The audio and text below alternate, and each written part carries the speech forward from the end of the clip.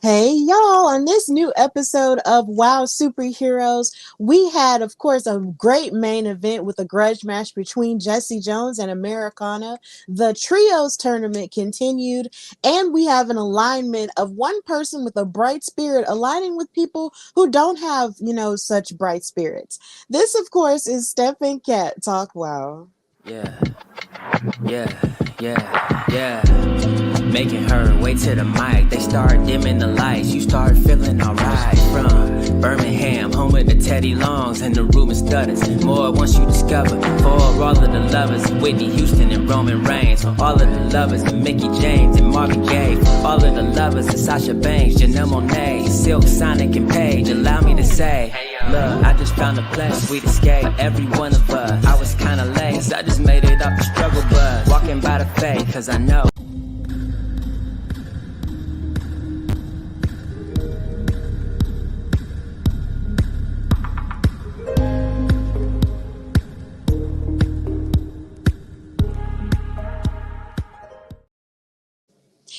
Hey y'all, welcome to a new episode of Steph and Kat Talk Wow, the best Wow post show in all of the land. I am, of course, your girl Stephanie Hardy, host and creator of the Hardy Wrestling Podcast, contributing writer for Daily DDT, and color commentator featured on the Belladonna Division Battle Club Pro, Black Girl Magic 2022, and Spartan Wrestling. Book your girl because I am available for 2024.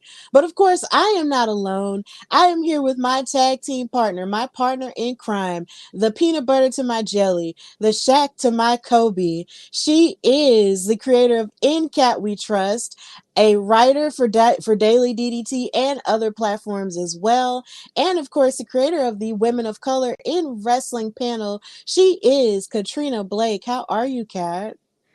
I am okay. It's been a crazy couple of days.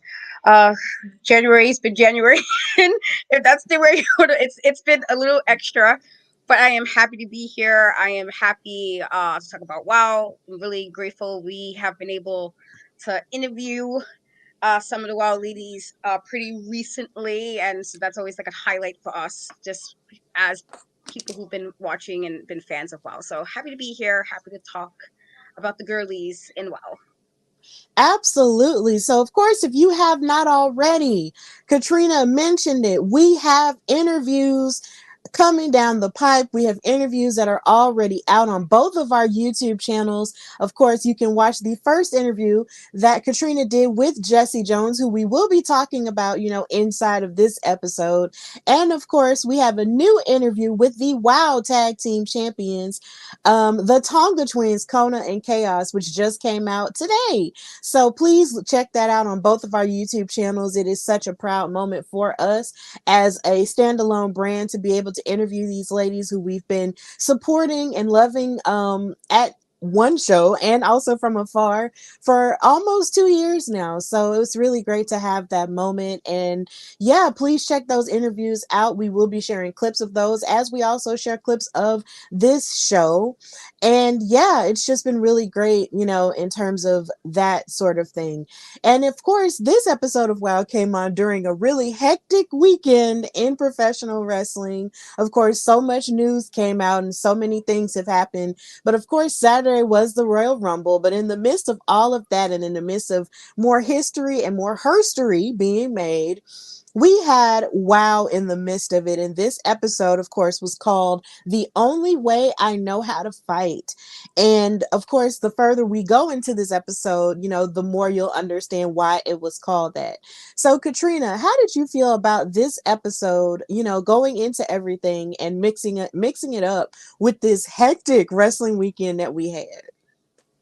I thought it was a really good episode. We definitely did have a lot happening. I believe even before the Rumble, it was the show with Naomi Trinity, with her and Jody Grace as well. And so that title change happened, and then both ladies appeared at the Rumble. And so, I was happy as a wrestling fan. We got Bianca and Jade, a little standoff. We saw a lot of stuff happening. And so WoW also delivered with us seeing some new pairings, especially with the first match, some new pairings. Like, okay, see what you guys are going to do. See what we got with this. And I like that, but also continuing the stories we had for the last couple of weeks. And I thought, these are definitely some strong stories happening. And so definitely a good solid episode, considering that it was going up against the Rumble to an extent. Good showing for wow. It really was a good showing. And of course, we want to send our congratulations to the women's Royal Rumble winner, Bailey, who's been out here doing the dang thing for 10 plus years.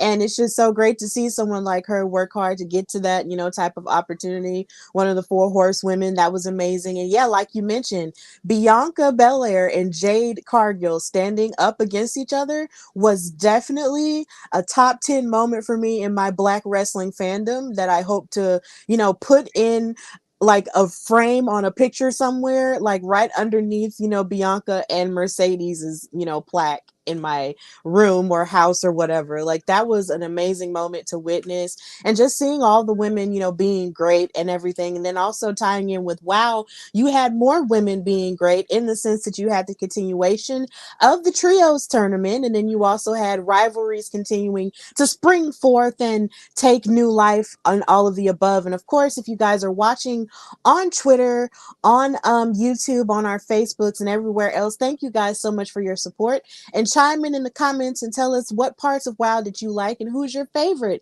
WoW superhero. And if you watch this episode, what parts of the episode you feel most passionately about.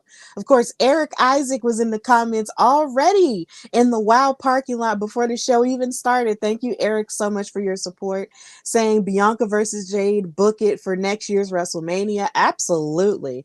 I almost would say just book it now. I mean, make that the main event for night one, since everything else is in flux. But, we'll talk about that at a later time. Now, WoW, of course, started with the All American Girls 2.0 and Americana and Santana Garrett coming out to sort of speak their piece on what's been going on with them and Jessie Jones and Amber O'Neal. Grits and Glamour, I think, or Grits and Glitter. I'm sorry, but either way, that's their tag team name.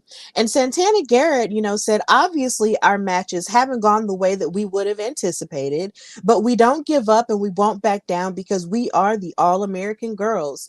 And of course, little Levi was out there, watching his mama, and he had a really big presence in this episode, from him getting love from his mom, from him to him also booing Jessie Jones and Amber O'Neal really loud. And I was just like, yes, you be, a really loud kid at a wrestling event, because I've been that kid and I still am that kid to this day. So you better be loud and talk about the things that you like and don't like. And then, of course, they get interrupted by Jessie Jones and Amber O'Neal. And Jessie said, y'all can cut the music when y'all want to. For heaven's sake, Americana, have you not learned your lesson? Because you're like a puppy. I have to keep rubbing its nose and its mistakes. Do you not remember what happened in the locker room? Do you not remember what happened inside this ring and outside this ring? Because to me, it looks like you've got a death wish. But Americana responded by saying, Jessie Jones, I don't care how many times I get knocked down, I will always get back up because that's the example that I'm trying to set for my son. Santana, I appreciate you, but this has to be settled between me and Jessie Jones. David, I want that match tonight. And she was definitely here for fighting her, in the main event of the show. And Jessie replied and said, oh my goodness, clearly you ain't got the sense God gave a goose. Which reminded me of my grandma. She used to say, you ain't got the sense God gave a billy goat. But either way, you get the point.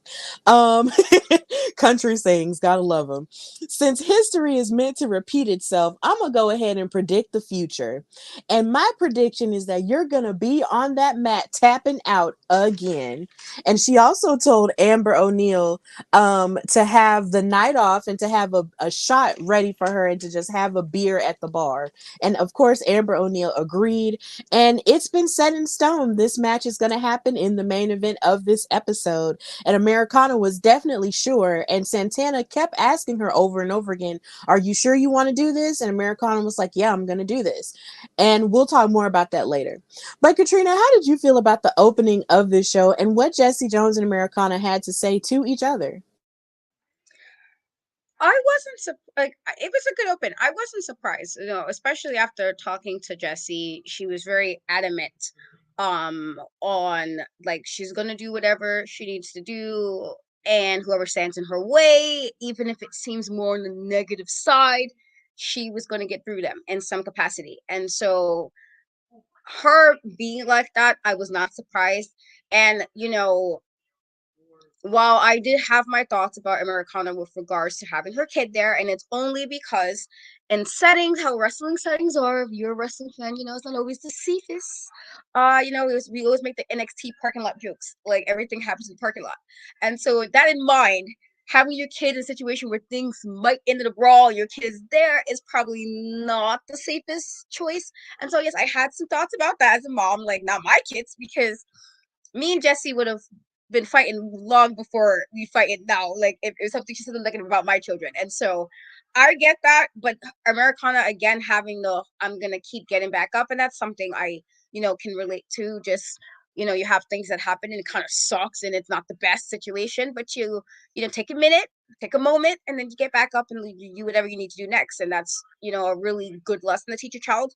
I tell my kids this all the time: is not everything's not going to always be perfect, and you're not going to always get everything completely right, and it's going to be something that you're a little unhappy with, but you just you take a minute and you feel what you need to feel, but then get right back up on the horse and keep going. And so I did like that sentiment with regards to just like, yeah, you're teaching that stuff happens, you get knocked down, but how can you get back up? And so I like both. Again, not surprised what Jessie had to say, but I did like Americana's kind of where she seems to be mindset wise, that now it's just like, whatever, I'm gonna do what I need to do. If it requires us to fight again, well, this is what I'm gonna do. And to be fair, Jessie did a little extra, if you will, and so definitely not surprised, but really good open. Yeah, it was a good opening. You're definitely right about, Americana wanting to teach Levi that you can't, just give up and just stop fighting just because bad stuff happens to you. Like, that's something you even have to remind yourself, even as an adult. Like, you have to, like, keep going when life be lifing. And that's something that she really wanted to teach him. And I'm glad that she wanted to teach that lesson. And then you have Jessie, who just feels like, okay, well, we beat y'all in tag team action, and of course we beat y'all in the brawl, so why in the world are you keeping coming back, when you're gonna get your butt beat and stuff. And Jessie Jones, she's just very sure of herself, but some would say a little bit cocky and arrogant. But Americana and Santana just have a fighting spirit on their side, and Santana, being the supportive friend, is trying to ask her, like, are you sure you want to do this on your own? Because Jessie and Amber like to play real dirty. They like to cheat. They like to win by any means necessary. And Santana just wanted to be there for her, but Americana wanted to be, Miss Independent and be her own woman, which I can definitely relate to too. Like, because of course, this is a very toxic trait. I do not like asking for help. I hate it. Can't stand it. Like, I cannot stand asking for help, but there are times where you really have to. But in this case, she really wanted to be on her own when it comes to her and Jessie Jones, because this is how this started in the first place. So yeah, the main event was set. David made it, and it was Jessie Jones versus Americana. But of course, we have other matches to talk about as well before we get to that main event. So the first match on the card was, of course, the continuation of the WoW Trios tournament. And you had the Brat Pack. Of course, they finally found their third member in the form of Little J Boogie, which surprised me because their first encounter, it was sort of like they were dissing Little J Boogie, and Little J Boogie clapped back at them with a rap. So I'm just thinking, okay, well, why in the world is she on the team with them? She has such a sunny disposition, so her being on the team with them just kind of caught me off guard. But hey, this is where we're at, and they're in the trios tournament, and they took on Spring Break 24/7 and Chantilly Chella, and of course, that's Crystal Waters and Sandy Shore. And this was a pretty good match outside of the confusion of the team up between Lil J Boogie and BK Rhythm and Gigi Gianni. Now, surprisingly, unfortunately, because I guess they didn't have time for it, we didn't get any bars from BK at the beginning. So we don't have to roast her in the beginning like we normally do for those matches that she's in. So we went straight to the action. And Lil J Boogie and Chantilly started off the match. And of course, it started off with the same Kismet energy that they had in their one-on-one match that they had a week ago or so. And it was just really cool to see them, fighting each other and matching wits with each other and stuff again. But then, of course, since Lil J Boogie is on the team with BK and Gigi, they were like, hey, stop being friendly with her. That's the enemy. That's the ops. You need to stop. So she continued to fight them, and the match just went on until, of course, Gigi got in there. And Chantilly Chella proceeded to get the upper hand on Gigi to a certain point. But then, of course, Gigi and BK sort of ganged up on Chantilly, and then Chantilly tagged in, I believe, Crystal Waters.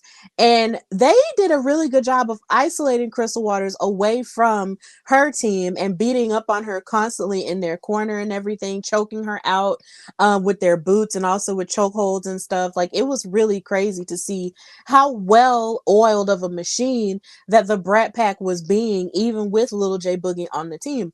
But once Sandy Shore was able to tag in, she came in hot, like probably hotter than I've ever seen her before. But in the end, BK Rhythm, Gigi Gianni, and Lil J Boogie wound up winning the match after they sort of got into a little bit of a scuffle outside of the ring. Then they wound up getting thrown outside of the ring, and then Gigi and BK hit their finisher, the showstopper, in order to win. And they are moving on in the trios tournament. And Lil J Boogie had a dance along with BK rapping a little bit, and that's just how they were celebrating. And Gigi Gianni said, okay, at first I wasn't sure about you, but you can sit with us. And I was like, okay, well, I guess that's cool. It's only going to be cool for only so long until Lil J Boogie really knows who she is and realizes that this isn't the vibe. But either way, they're moving forward in the trios tournament. And I believe they will go on to face off against Exile, if I'm not mistaken. No, Exile doesn't have their opponents yet. So they will go on to face Team Spirit. So yeah, Katrina, how did you feel about this match and the kismet of the teams and Lil J Boogie being with the Brat Pack?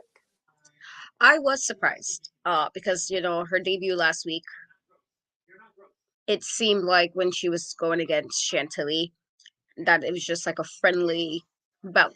Like there was no hard feelings, there was no drama, there was no beef. It was just like, oh, we're like facing each other in the ring. Okay, cool. And so for her to be with, two people who I know are like known heels, I'm like, I don't know, girly, I don't know what this is. You're here with BK Rhythm, who always have a lot to say. Not nice things, but a lot to say nonetheless. And so I was surprised, and I do think, like, especially if they don't win these trios titles, do I think they're gonna turn on her? Yes, I do. I do think that they're not gonna be, even for her saying, I guess you can sit with us. And I'm like, all right, Regina George, relax. Calm that down a bit. I didn't particularly like that either, but I mean, maybe she's just like being a happy, positive person. She's all right with it. But personally, that would have been that would bother me. But even Chantilly, because I felt like Chantilly's wrestling worked fine with Spring Break. Is just they were also kind of thrown together to an extent.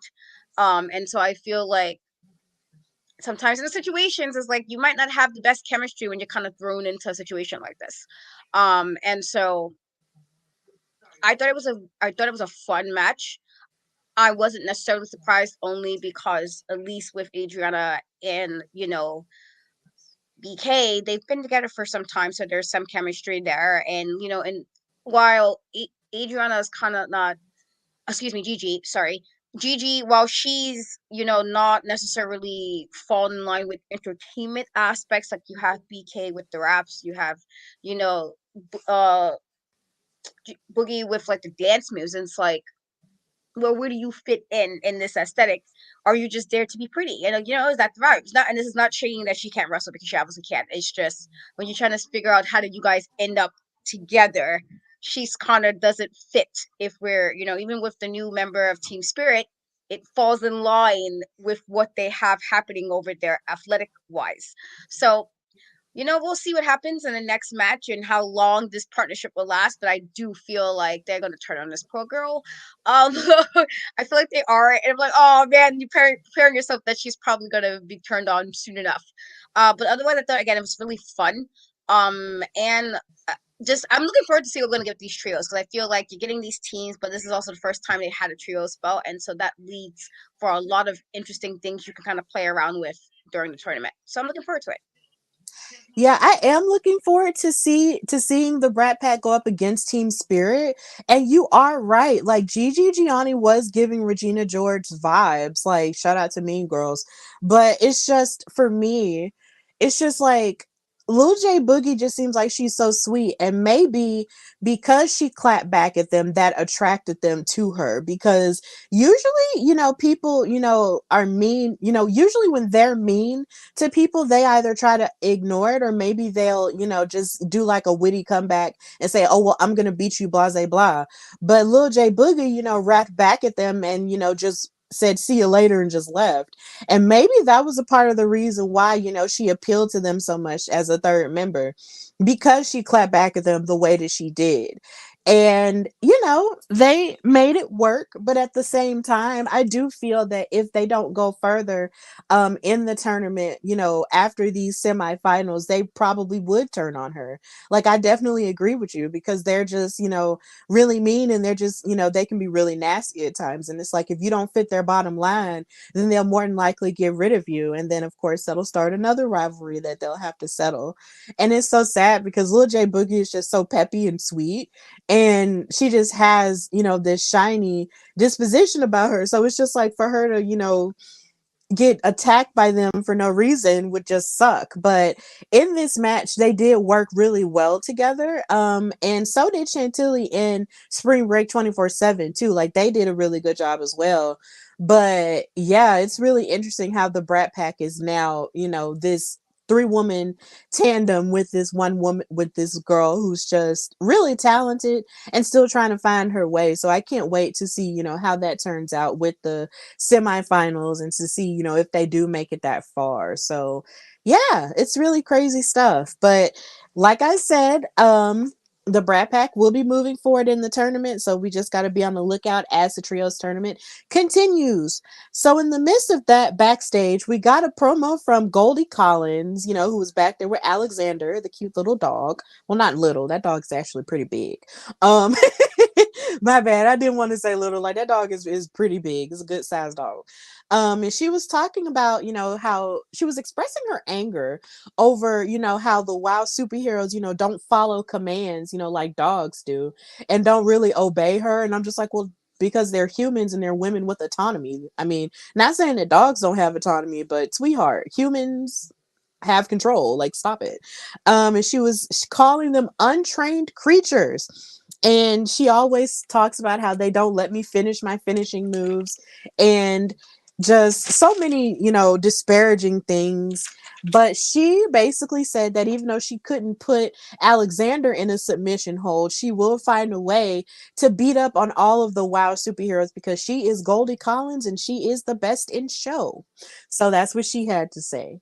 And coming back to the show, we had a recap of the Fatal Four-Way.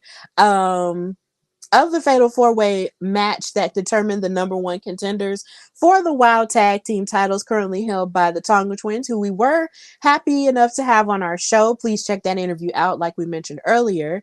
And yeah, of course, if you know what happened, Vicky Lynn McCoy and Penelope Pink took the mirrors and slammed them into the heads of the Mother Truckers and stopped them from winning that match and becoming the number one contenders. And Miami Sweet Heat took advantage of that, and they became the number one contenders.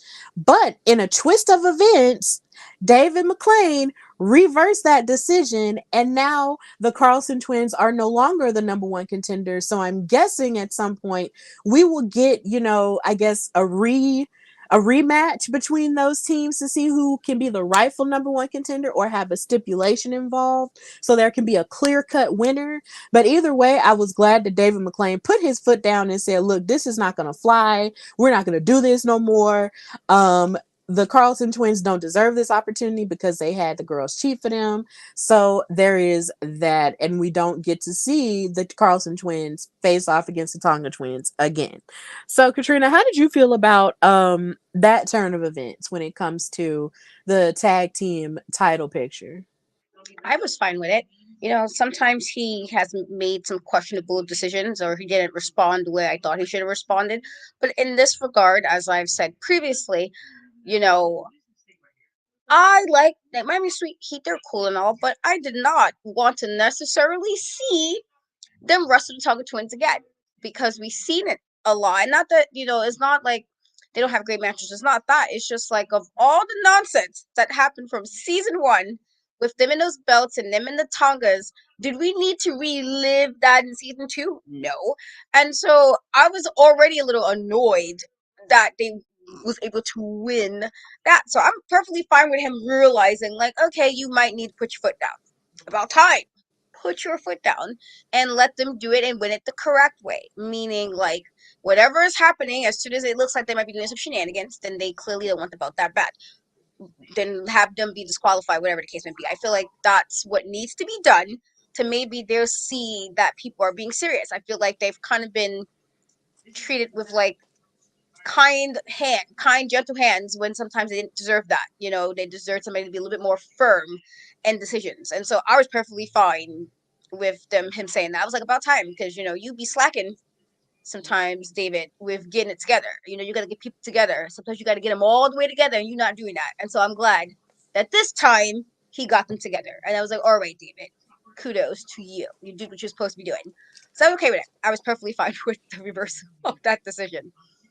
Yeah, me too. Because honestly, there are some times where David will make a decision, and they will either skirt around it or just outright disobey it. But he was just like, "Look, this cheating is not gonna fly." And sometimes, and there are even sometimes where there will be cheating involved, but then he'll still allow the match to take place. Or kind of like in the sense where you have Abilene Maverick being the WoW champion, the WoW World Champion, and Princess Aussie still hasn't gotten her rematch for it, and it's just like, yo, like, what's going on? And everybody and their mama has sort of skipped the line ahead of her, and it's just like, what's going on? But in this case, I am glad that David did decide that the Carlson twins just don't get an easy way into the tag title picture. Like, I'm really glad, because the Fab Four they just love to try to assert their will onto everybody else. And it's just like, bro, like, the mother truckers more than likely would have won that match, and that's the reason why y'all came in there and cheated. But I am glad that David did put his foot down and say, this is not how this is going to fly. So hopefully in the future we will get a redo of that match, and then have rightful number one contenders, and there'll be no ratchet cheating involved. So yeah, that's what we've got there with the tag team title picture. So after that, we had match number 2, which was Goldie Collins versus Adriana Gambino, Miss Ma'am, who is undefeated still. This match was really good. There was a lockup at first, and of course, Goldie Collins started grabbing Adriana Gambino's hair, and then she pushed her into the ring corner. And then they locked up again, and then Adriana shoved Goldie and then posed at her and was like, girl, like, this ain't what you want. But they continued to fight, and then they both went for, quick covers, towards the beginning of the match.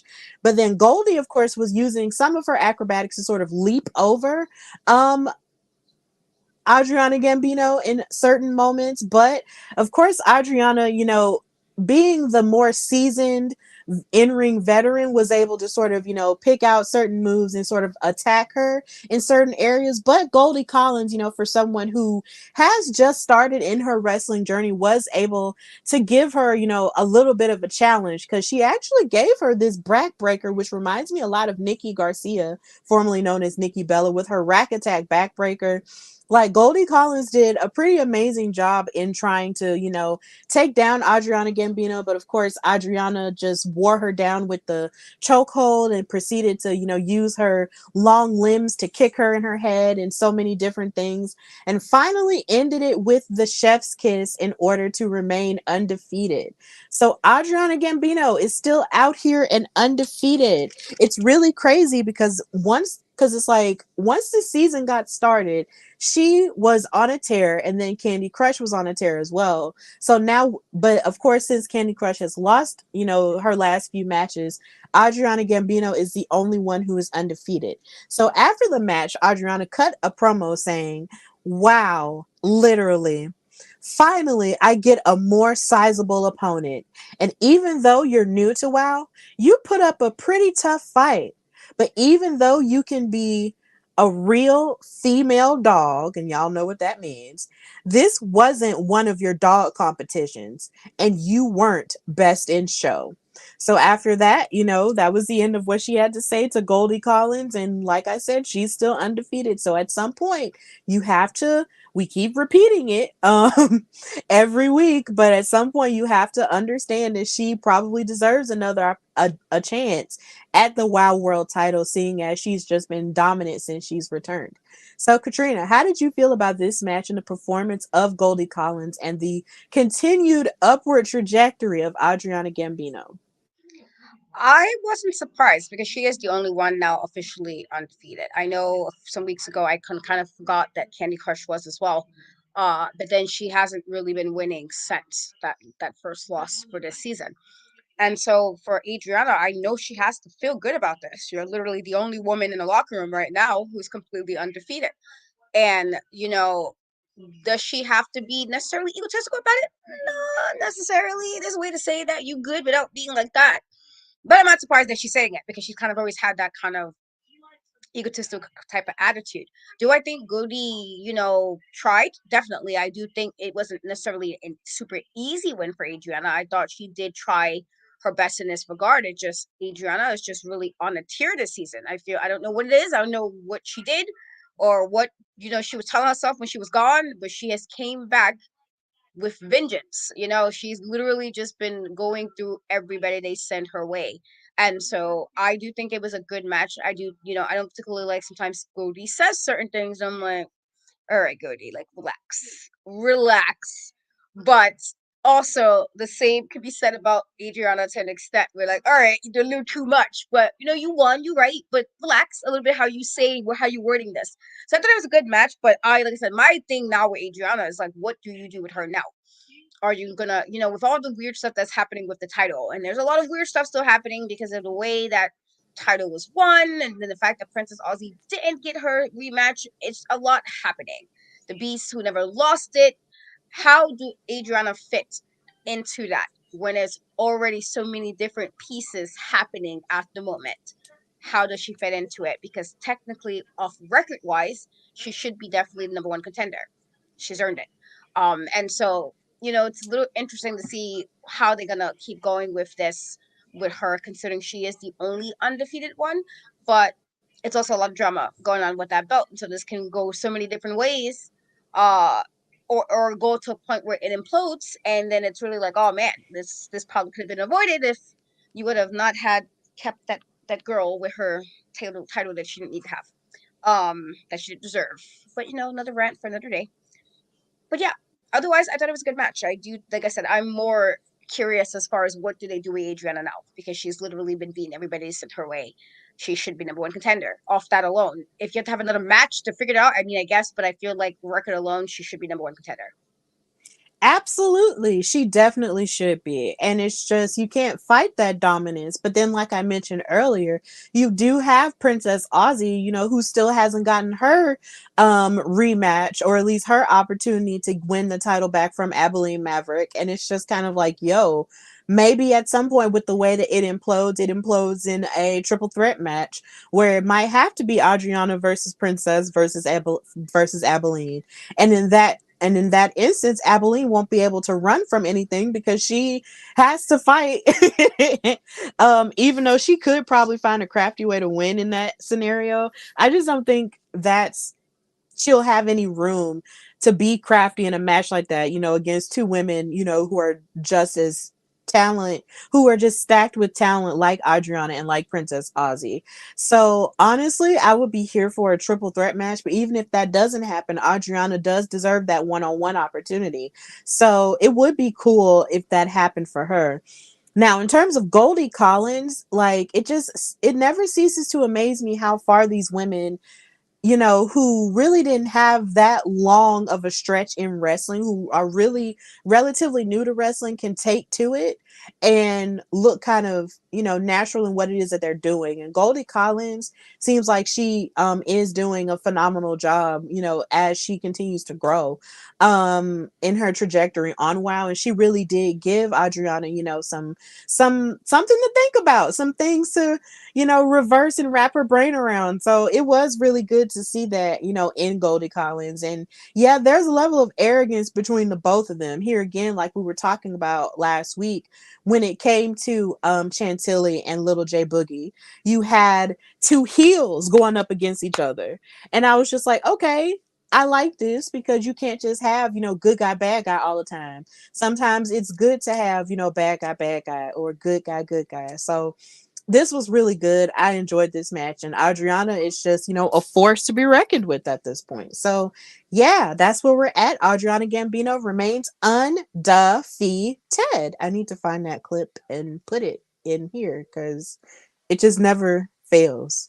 Um, Next, we had Chainsaw, of course, being accompanied by Angelica Dante, going up against Fury, the heavy metal sister.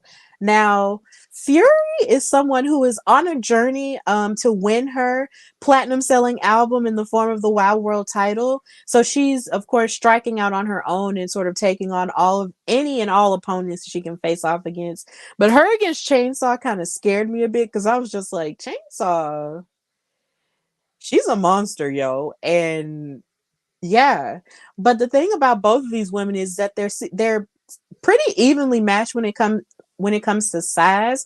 So it's not like Chainsaw can just pick her up and just throw her around the ring and just choke her out and call that mess a day. Fury was giving her a run for her money as well. Like in the moments where it looked like Chainsaw was going to like flip her over and just try to choke her out, like Fury would jump over her and just kick her in her back and give her, power moves and just trying to fight back, against her and everything. And in the moments where Chainsaw was trying to like thrust her forward or push her away, Fury really was, trying to fight back in different sort of ways, like by like giving her shoulders to the abs and everything. And of course, Chainsaw was giving her that treatment right back. Fury was There was one point where Chainsaw was actually rubbing Fury's face onto the rope, and I was just like, oh my god, not rope burn, like that looks like it hurts. And in the hardest hits where Chainsaw was trying to give her a leg drop, Fury moved out of the way. She was using a lot of ring awareness and psychology in order to move out of, Chainsaw's most powerful moves. And that was something that I really respected that Fury did here. But in the end, it wound up not being enough, because Chainsaw gave Fury a choke slam. She grabbed her by her neck, picked her up and slammed her down, and then gave her a chainsaw slam for a 3 count and wound up winning the match. And something interesting that happened in this match was the fact that the crowd was very split between the two. You had one half cheering for Fury and the other half cheering for Chainsaw. And I was like, oh, that's crazy. And they even gave a shout out to some students from the University of Southern California, in the audience as well. And a part of me was wondering, like, yo, like, who are these young people in this audience? They look really young and really fabulous. And as it turns out, they're college students. So big ups to them. But yeah, like the crowd was split in half between the both of them. And Fury looked like she really could, outsmart Chainsaw in a couple of moments there, but she wound up losing again. And I'm just like, ma'am, like, if you call yourself trying to go after this Wild World title, I'm gonna need for you to get some dubs. But Chainsaw wound up winning. Angelica Dante proved to be an X factor there with the distraction, and it was just crazy. So, Katrina, how did you feel about this match? I thought it was a good match. I, I, I was surprised with the crowd, and I say this only because Chainsaw has kind of been on a really weird trajectory since she kind of left, like since the stuff that was happening with her and Holodeck. It kind of felt like she's been falling away from that. And so for the crowd to be like semi cheering, I was like, did I miss something that happened that you guys are not okay with her? Like I was just a little surprised by that. With regards to Fury, I do think, it wasn't like, yeah, as you said, where it felt like the matches Chainsaw's been having, she's kind of been like manhandling people. She didn't do that with Holodead, but Holoded's a little bit different in the regard that you expect Holodead to kind of move a little bit differently, just like she wasn't able to just throw her around and just leave or whatever and so she didn't get to do that with Fury either, and so that was like a nice little change of pace. I'm like, okay, because like when she fought Steffi, she was throwing Steffi all over the place, and Steffi's not even a small girl, so I was just I don't know what's going on with Steph. I don't know what's happening over there with Girly, but I do think this was a interesting match. I'm curious because now that it does seem like the crowd is kinda semi on Chainsaw side to an extent. Does she become nicer? Does she not like, would this bother her that they're cheering for her? Maybe she doesn't want to be cheered for. Would this mean that maybe she'll find to see some of the error in her ways recently, where she was doing the most? And so I'm curious because I was truly surprised by the audience. I thought if anything they would have been cheering Fury because of everything Chainsaw's been doing over the last few months. But I was like, okay, like excuse me, crowd, not me cheering, but I mean, I'm glad you guys. And so I'm curious how she's gonna respond to that because is it mean she might again see the error in her ways of how she's been acting and get it together, or will she really be even more irritated? As she's been seeming the last few weeks that everything just seems very irritating to her, which I feel like this is why she's been doing whatever she's been doing. Would this make her more mad? Would she now take it out on more people because she doesn't really want the audience? I'm not sure yet. So that I just feel like that will be a little bit of an interesting thing to see what plays out of the fact that the audience did seem a bit conflicted, but who to cheer for. But I do think it was a good match. And Fury, she was hanging in there. It wasn't like again she got flipped over and left till as I always say, Jeff Hardy would go on the ladder and then fall, and then he was gone for the rest of the match. And like, all right, Jeff, like why you stress me out like this? So she was like a situation where she got thrown and just was messed up for the rest of the match. So she was trying to defend herself in that regard, and so looking forward again to see Fury's trajectory since she's clearly solo now. Um, but also just to see how this may affect Chainsaw's attitude going forward. Yeah, it's going to be interesting to see how that affects it. Because even before the match, they showed when she was going on that backstage rampage and she was tearing up the tables and everything in the dressing room. And then she attacked Foxy Fierce, who we haven't seen since then. And it's just kind of like, yo, like, what the heck is going on? Like, why are you going crazy? And Holiday was the only person who could stare into her dark soul and calm her down. And it's just like, even since Holiday beat her, like I guess she's been trying to bounce back after that. And yeah, she has been winning lately, and that's okay. But the idea of the crowd cheering for her was something that was just really different for me. And it makes me wonder, is the WoW audience going to become the new NXT audience? Like it just makes me wonder, like, is that gonna happen? Because y'all know the NXT audience can be very vocal about the things they like and don't like, but then they can also flip-flop sometimes too. No shade, but yeah. They really can flip-flop sometimes. But at least in this case it was split and they weren't just, cheering one person and then booing the other person. It was sort of like they were cheering for both women. And I thought that was really cool, a really cool wrinkle in things too. But Chainsaw being a nice monster, that would be really interesting. She could be like, I'm trying to think, who's a nice monster? Like Sully from Monsters Inc. Like, I think of Sully, or like, not saying that Snuffleupagus from Sesame Street is a monster, but yeah, like a really nice monster. But that would be really cool. If she was nice, and I'm wondering like how would Angelica Dante feel about that. I feel like she would be disappointed. And then she would wind up turning her back on her sister, and then it would be like a crazy thing, but who knows. But I really just need Fury to kind of just turn it around. Like, you are the only heavy metal sister left. And if you are out here trying to, strike out on your own and be, the platinum selling rock star that you want to be, then really like fully lock in and get these wins. Like, cause she's amazing in the ring. Like, she's really agile. She's beautiful. She's iconic. Like, I just want her to actually stand up and get these wins. So hopefully, she can turn it around pretty soon. Um, big ups to Fury. I love her having this goal, but I'm gonna need for her to step up her game now. Like I'm really ready for it at this point. So yeah, Chainsaw won the match with help from Angelica Dante, but we want better for Fury, okay? We really do. So they did announce that next week the WoW Trios tournament, of course, is going to continue. And like I mentioned earlier, the Brat Pack will be facing off against Team Spirit. That's Coach Campanelli, Pep Riley, and Ariel Sky. And they will be facing off against them in the semifinals. And Exile, we don't know exactly who they're going to be facing off against just yet. Because it's like David McLean says, like the tournament is ever flowing, so people might pop back up. They did say something about the Mighty Mites popping up again. I don't know if that means they'll be in the tournament again or maybe they'll be in a separate match away from the tournament, but either way, they'll be there. And they also announced that Rebel Hayes and Samantha Smart have an announcement. And I'm wondering if it's an announcement with each other or if it's going to be like two separate announcements. Like, what does this mean?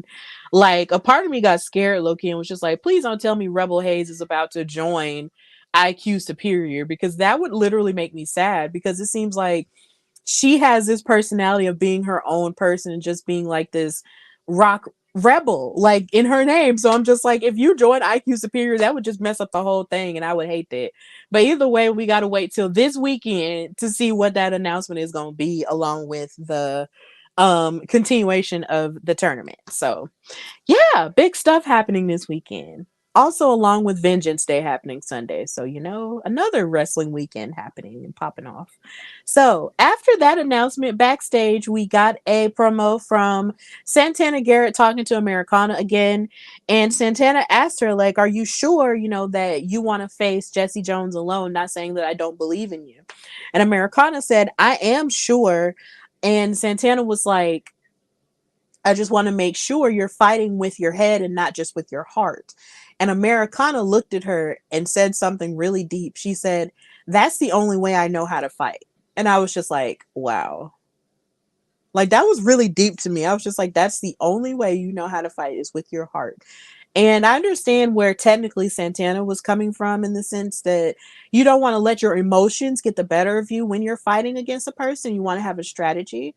But at the same time, when you fight with your heart, that also propels you in a whole nother way to keep going. And I respected that from her. Like, how many times do we put our hearts into something and that actually propels us to move forward with our goals, more so than any other planned out thing? And I thought that was really deep of her to say. So yeah, that was really cool.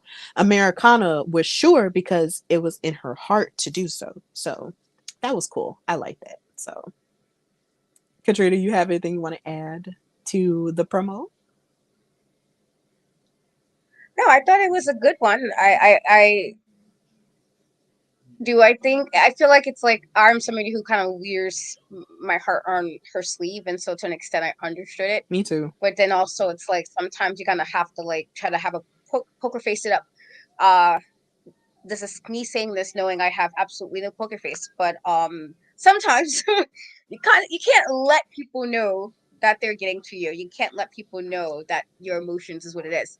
And I think like while I understand it, like I totally understand it, I also think that she might need to adjust that a little bit going forward. Because if you seem like so easy to read, because this is how you fight, this is how you wrestle, and it kind of makes it easy for your opponent. I feel like she's gonna have to learn to kind of adjust how she does everything in that regard. But I thought it was a good promo. I'm like, girl, please, like you gotta put the poker face on. And again, I'm the worst person to say this because I have no poker face. You can always tell what I'm feeling by my facial expressions. Um, so I'm probably the right person to give this advice, but I do feel like just in regard of everything that's been going on, she might need to, whatever she's feeling, hide it just a tad to kind of, make it a little harder for any opponent, including, Jessie. Yeah, I do understand what you mean about a poker face. I feel like, I wear my emotions on my sleeve until, of course, I've actually learned to master it a lot better. Um, and just sort of go into things and just sort of like have a poker face. So I definitely understand that, because you can't just, go into every situation and come at everybody, with your full self available, because that makes you vulnerable. And yeah, it is good to be vulnerable. We do promote good emotional health and feeling your feelings, but at the same time, you do still have to protect yourself in certain situations and with certain people as well, if you understand what I'm saying. And Americana is someone who feels really betrayed by Jessie Jones, because they really did, have a relationship and a friendship that she thought was genuine. And then as it turns out, it's not genuine anymore. And then she had to listen to this woman not only disparage her, but also disparage her child that, you spend time with. And so I understand where Americana was coming from in fighting with her heart, because her heart's been broken. And when your heart is broken, you want revenge and you want to beat up the person who did it, or like set their car on fire or something. But not recommending that you do that. But I'm just saying you're mad enough to do it. And honestly, I understand where Americana comes from, because I wear my heart on my sleeve too. But of course, you do have to be protective over it. And of course, when it comes to strategizing, it is better sometimes to just sort of relax and take your emotions out of it. Because if you fight out of emotion, then crazy stuff can happen and you might wind up getting beat up. So yeah, that's just what Santana was saying. So, of course, all of this leads us to our main event, which was Jessie Jones versus Americana. They, of course, were facing off against each other after their brawl and also after the tag team match that they had with their respective partners. And now here we are with this match. Um, this match was really good in the sense that you had Jessie Jones coming in on the attack and immediately attacking the arm and the shoulder with that strategy. But then you also had Americana powering through and fighting through with all of the moves that we know her for. She even tried to submit Jessie Jones at one point, but she like really like it was a really good back and forth between the two. Like I really enjoyed this match to the point to where it was like I really wanted Americana to win. She was wrestling Jessie down, with a chokehold and everything. But then Jessie just kept attacking, that arm. And she even locked in a head scissors at one point. Oh, that's perfect. She even locked in a head scissors with her legs right there to try to choke her out. But Americana just kept not giving up. And they wound up fighting outside of the ring. And then Jessie, of course, wound up rolling back into the ring and wound up submitting Americana with her version of a disarmer, and she tapped out. And as Americana was tapping out, Jessie would not let go of the hold at all. Like she just kept adding insult to injury by wrapping her arm up, and just twisting on it and twisting on it. And the referee was trying to pull her off and it just wasn't working. And commentary was like, okay, well, where is Santana, to help her? And Santana was on her way. But she wound up getting beat up by Amber O'Neal, who never left the building, and attacked her with a chair as Jessie Jones proceeded to attack Americana. So clearly, this rivalry is not over. And that's how the episode ended. It ended with the last shot being Santana getting attacked with the chair by Amber O'Neal. And it was just so sad because you can tell Americana was fighting with all of her heart and soul to try to get the upper hand onto Jessie, but Jessie was just being absolutely crazy, trying to submit her and everything, and she just had the upper hand there. So Jessie Jones won this match, and she might have won this battle. And of course, Grits and Glamour might have won this battle. But did they win the war though? Hopefully not. Hopefully they'll be able to fight each other again, and this won't be the end of things. So Katrina, how did you feel about this match, and how do you feel about this rivalry? It definitely is not ending anytime soon. I feel like if anything, it seems like it's getting worse. We thought it was bad when they first had this happen. We thought it was bad last time when there's a tag match, but this seems like again. Jessie did say she was going to do whatever uh it take to get where she wants to get. She's going to do whatever, and I think she kind of did all of that in this match. I felt like she was just kind of not letting up on Americana with a regard to making sure she kind of put her in a place to an extent. I felt like that's what she was trying to do. Like Americana said what she said, and she was like, "Okay, I'm gonna do this," and I think that's what she was doing the whole time. The fact that Amber didn't even leave, and then there's a whole thing backstage too, is like, yeah, this has gone on for some. This is gonna continue for a little bit more. I do think Americana tried hard, But in this regard, it was just Jessie was being the one just being a little bit more aggressive, because Americana was definitely more aggressive than normal for her. But Jessie's just in a different place because that's what she said she was going to do. You know, she has goals, she has plans, and as of right now, Americana is standing in that way. So I thought it was a good match. I thought it was a lot of good action, but I don't think it's over, it's done. I just it's just too much. It's too much still happening. It's too much animosity. It's not done. These girlies are gonna probably give us at least a month more of drama. I feel with them, and so it ending that way also is just like, oh, okay, all right. Uh, we'll see how this plays out. I guess, but it was a good match.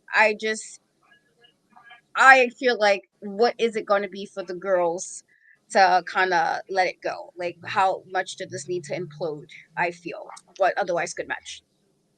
Yeah, and the crazy part about it is Jessie, before the match even started, she was still even messing with Levi and like acting like she was gonna take his sign, and he kept booing her over and over again. And I was just like, you better tell like Jessie how you really feel, because I'm pretty sure his feelings were hurt by the situation too. So it's just kind of like I feel like Jessie gonna mess with Levi one too many times, and Americana gonna probably get buck on her the same way that Jessie and Amber have gotten buck on her and Santana. And I just feel like Santana, being attacked in that way is just kind of like, dang, I thought Amber really did leave, but as it turns out, she didn't. And she wound up, attacking them again. So I really do feel like this battle is not over between them. And like I said, with Jessie still, antagonizing Americana's baby and just, wanting to even go as far as to breaking her arm by adding insult to injury in this episode, it's really only going to make everything more heated within the next few weeks. So I can't wait to see how it's going to turn out. But essentially, that's the end of the episode. That's the end of this solid episode of WoW. Thank you guys so much for watching us on our live platforms everywhere, and for supporting Steph and Cat Talk WoW and supporting our other ventures in wrestling as well. Of course, you can check out all of the episodes for this show on our YouTube channels on In Cat We Trust and the Hardy Wrestling Podcast. If you missed any action, we are here to let you know what's going on this amazing all-female card of a show. So watch all the episodes, and of course, you can watch WoW on your cable provider if you go on wowe.com and type in your zip code or your city and state or your province or country or wherever you are, and figure out, where it's airing for you on television. Or you can watch it on their YouTube channel, which is Wow Superheroes, where they post the matches the Monday after the weekend it airs on television. And you can watch episodes on Pluto TV and I believe Hulu as well. And just watch it everywhere and just continue to support it as it continues to grow. I know there's a lot of wrestling on during the week. Like, I definitely get it. But please, if you love women's wrestling of all kinds, support this TV show as well as other women's wrestling ventures, in the indie and the independents and in the major companies as well, because it continues to flourish and grow. When one promotion flourishes and grows in women's wrestling, they all do. So let's just support all of women's wrestling as a whole. And of course, like we always say, please check out our interviews with Jessie Jones and the WoW Tag Team Champions, the Tonga Twins, on our YouTube channels as well. Please check out those interviews. Mess up the like buttons if you like the interviews, and also share them as we share clips of everything that we've got going on, and just be on the lookout for that. So Katrina, of course, thank you so much, my partner in crime, for hosting your show with me, and just tell everybody what you've got going on and stuff and where to follow you. You can follow me on social media in Cat We Trust, Threads, TikTok, Instagram, Twitter, the Ease of Three. I did have an interview with Chantilly, also Raylan, which was super awesome. I had an interview with Shake and Bake, and I do have a new interview happening premiering on Friday with a super awesome wrestler named Dolly Darko. And she's fellow New Yorker, so yay. And so that was a really, really fun chat. And so you check on my channel on Friday. Obviously, as Steph has said multiple times, please Go check out the interviews we got to do with the Tongas. I also got to interview Jessie last week, and since she was definitely heavy in this episode, please go check it out. Support the ladies, support us. You guys have been, and we're very grateful. Truly, for you guys hanging with us on this new version of how we are doing WoW. And so we appreciate you guys, and that's pretty much it. Awesome, awesome, awesome. And of course, no, you can follow me, your girl Stephanie Hardy, on Instagram and on X at Queen Steph Hardy, and on Threads at Queen Steph Hardy, and on TikTok at Stephanie_Hardy. Please support the show, The Hardy Wrestling Podcast, everywhere you listen or watch podcasts. Because I'm only on YouTube, so like, share, and subscribe to the channel. And every time you see any clip, because I post them relentlessly, you share them with your friends that may or may not watch wrestling, and just let us know what's going on, and just continue to support the brand. Watch my new episode that I made yesterday where I unboxed my new and improved, well, not new and improved, my brand new custom Hardy Wrestling Podcast Championship, which is behind me right there. It was such an honor to have it curated by myself and Brandon the Belt Guy from the Wrestling Realm. It's a beautiful title, and I love it, so much, and I will be carrying it in different places, so be on the lookout for that. And also I'll be at SmackDown Friday because it's in my hometown of Birmingham, Alabama. 205 lit all day, Magic City, let's go. I'm so excited about that, and it's going to be cool stuff. And check out my other interviews that I have with Maya World, who of course wrestles on Ring of Honor, or has wrestled on Ring of Honor and in other places around Texas, and my interview with Vicious Vicky, who is a New Jersey native and a woman who wrestles everywhere that she can, and just has big dreams and hopes for her wrestling future. So please check that out, as well as my interview with Janai Kai too, the Kick Demon. Please check that out as well. So yeah, we're busy out here in these wrestling streets. So if you see us posting anything, doing anything new, please like it, subscribe to it, share it, all of the things, because we are out here growing and standing on business all 2024. So of course, this has been Steph and Cat Talk Wow on the Hardy Wrestling Podcast and in Cat We Trust. And until next time, bye y'all.